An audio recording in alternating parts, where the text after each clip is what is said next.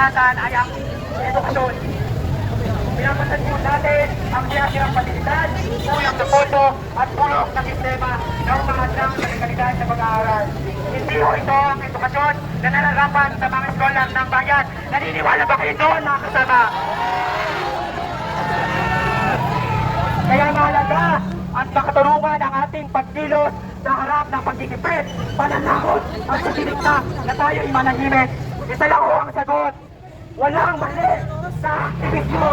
Walang mali sa aktivismo. Mga kasama, isigaw natin. Walang mali sa aktivismo.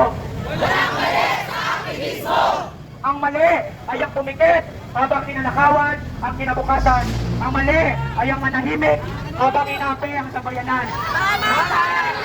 Paulit-ulit na hong napatunayan ng mga kabataan ang lumabas, tumindig at lumabas.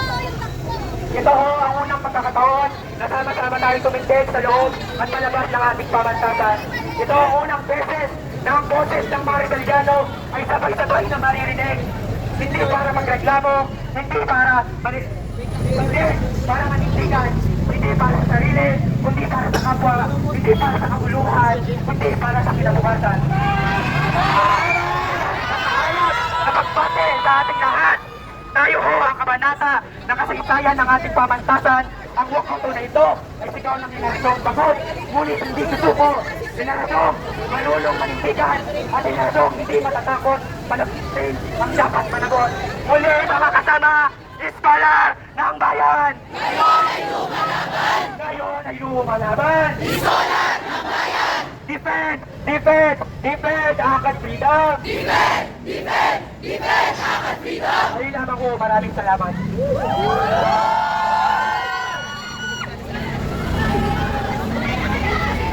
Tangina mo, Marco! Salamat natin ang isang leader estudyante mula sa College of Education, isang boses. Magkano kung may Duterte!